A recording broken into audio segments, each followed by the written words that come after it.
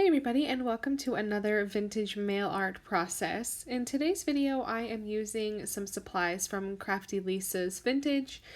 These supplies are for her sale coming up this weekend, June 4th through the 6th. And there's a very clear red, white, and blue theme.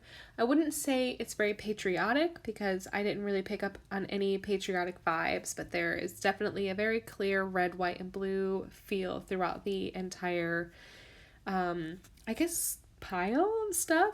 I am on Lisa's design team, so I was sent all of these items for free in exchange for some content to inspire all of you on how to use some of the supplies that she's planning on selling. I love being on Lisa's design team, mainly because Lisa is really sweet. She's really a big sweetheart, and she sources some really, really great things. I've said it in the past, but Lisa's quality on vintage supplies is really incredible. She gets a lot of really old, great things, but the quality is just really good, and that's really something that you have to be careful when you're purchasing vintage supplies, is that these things are old and sometimes it can make them very finicky, and having some super delicate things can be a little bit frustrating sometimes. And I source things on my own. Like, I find a lot of vintage stuff on my own, and I can find that sometimes it sometimes isn't worth the money when you buy things and the quality isn't great. It looks great, but when you try to use them, it just falls apart or it's too brittle. And that is something that I have never had to worry about with Lisa and her stuff. So enough about that. You can clearly see that I have a big cameo in the in the way of a pretty little calico kitty cat.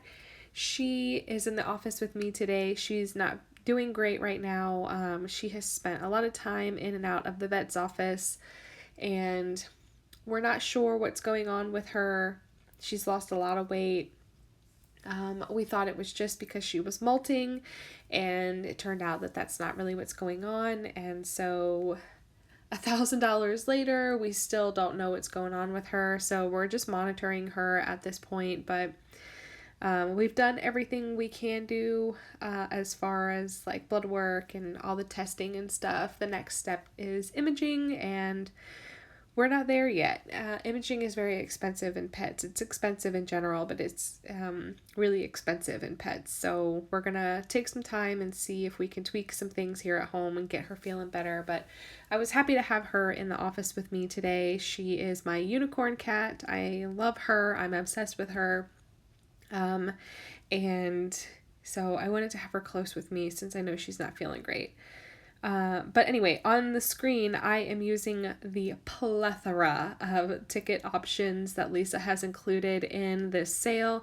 They're all red, white, and blue, and the content is really, really good. That's one thing I love about Lisa's ticket content, is that the variety is really great, and they're not all like the almost too modern tickets. These are really, really fun.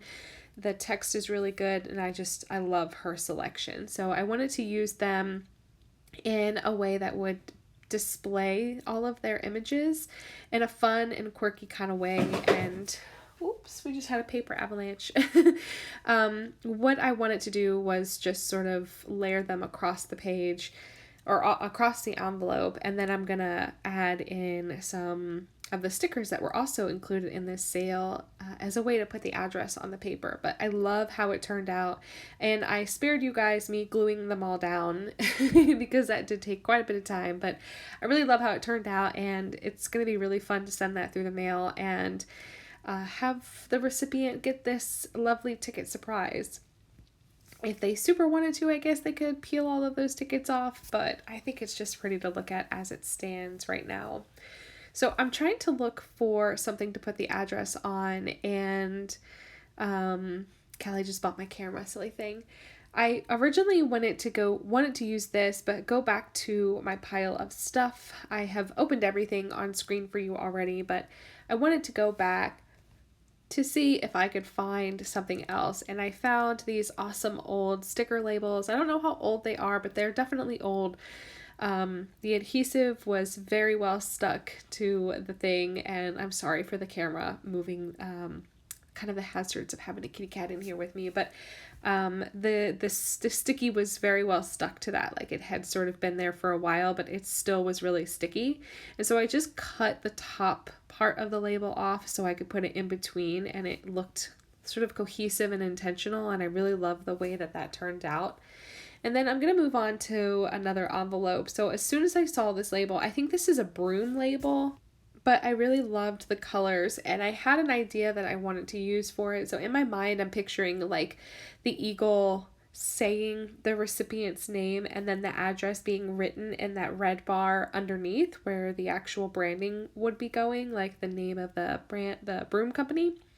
But I needed to add more layering, and there wasn't much in the way of like blank paper layering, but I needed something to anchor this giant label. It's big on its own, but it just needed something else, and so I'm looking for something else that I feel like can help anchor this, and I end up going into my paper drawer and getting some ledger paper and just ripping it to sort of hold the envelope down. It's very bright white, and it just felt like it contrasted a bit too much. So I just pulled this from my stash. You can use any kind of paper, I guess, but it just, the white of the envelope was just too much. So I layered that down, and then I'm going to glue down this awesome label. I really loved this. I do tend to struggle with bigger pieces of ephemera like this, but I was really drawn to it, and I had a vision for it almost immediately. So that's what I'm doing. I've glued it down. I'm going to use my brush pen to add in "Please deliver to" to remind myself what my intentions are for this envelope, that I want to put the name looking like the eagle is kind of saying it. And then the address is going to be, like I said, in that red bar on the actual label. So if you've been following me on Instagram, you will have known that I spent my weekend, or I guess not my whole weekend, but my Saturday evening at the hospital in the emergency room with Emmett. He is my second son, and he was with his grandmother and his older brother, Hunter, and they went swimming in the river, and Emmett jumped off of the dock and ended up landing on something that cut his foot wide open. Like, his whole heel was just like straight. I don't want to go into it because it's really bad, but it was a bad cut. And so it was bad enough where he had to be rushed to the emergency room. There was a lot of blood loss. I wasn't with him, so I had to rush and meet him in the emergency room. And it's just like in the movies where, like, he's soaking wet and shivering and there's blood everywhere, and I'm carrying him into the emergency room. And it was pretty scary in the sense that I knew Emmett is our most reactive and emotional child, and I wanted to make sure that I was calm and not panicking him too much. And I also didn't want to look at the wound because I cannot handle that. Luckily, my mother-in-law was with me, and so she knew exactly what happened, and she could talk to the doctors and let them know what happened. But it was really intense. They did a really good job closing him back up. I'm blown away that they even could, because, like I said, it was bad. But they ended up getting the wound stitched up. He ended up needing 7 stitches to close his foot back up. It's on his heel, so he's going to be spending quite a bit of time relaxing. Unfortunately, I don't know if he's going to be able to go to his last week of school. I don't know how that's going to work, but it's been a roller coaster of a month, I'm telling you. I chose to take May off on purpose. Mostly for personal reasons. I needed to have a break from everything. I needed a social pause. I needed to get caught up on my personal things. I had birthday parties, and then everybody in the house got sick except for me. And then the cat was in and out of the vet's office, and then Emmett got injured really badly, and I'm exhausted. I restructured my Patreon, so I'm basically starting all over on Patreon. So it's been a month. It really has, and I didn't get any break, and I'm ready.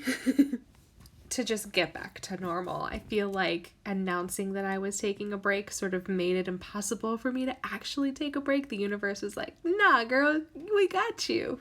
You gonna stay busy. So I feel like I'll just stay busy and enjoy that. Because I'll be honest, I did take, instead of coming into the office every day and working, I did sort of relax a little bit during nap time and watched bad TV and binged a bunch of stuff and just sort of disconnected from everything and enjoyed the down quiet time. But I just I felt worthless by the end of the day. I just felt worthless. I don't enjoy that. I'm the type of person where I just really need to stay busy in order to feel fulfilled and accomplished. And I was kind of hoping to use the down month to sort of, like I said, get caught up on my pen pal replies and my journals and all the things. And yeah, I just was a caretaker and a terrible binge watching person. So it's fine. It's all good. We're going to be good to go. June 1st, all of my Patreon tiers will be restructured. The pricing is changing. I'm adding a new tier and I'm hoping that it benefits a lot more people. I've added, like I said, a new tier that's going to add 10 more places in for people to be able to have access to some of the things that I'm doing. And I'm just really excited about everything. So yeah, yeah, everything's fine. Totally fine. Emmett is fine. He's in the next room relaxing right now. We went out and got him some Crocs so that he can walk around in his time when he's ready without having to put on tight shoes because he's not going to be able to walk around barefoot. And we actually just cleaned everything out and we're letting it air dry a little bit now, and it's intense. I have never dealt with an injury like that before, so I'm really glad that we had the support. My sister-in-law was there when it happened, and she's a nurse, so she went into really quick reactive mode. My brother-in-law was there, so he was able to carry him, and just, it was the perfect team to be able to be there to help him and get him to the hospital and all the things. So I'm bringing everything in closer. I'm sorry that this was a rambly video. Everything you need to find Lisa's shop update or sale will be listed down below.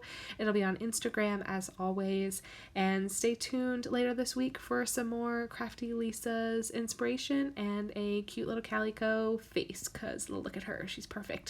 Ugh. Okay. All right, guys. I'll catch you later. Thanks. Bye.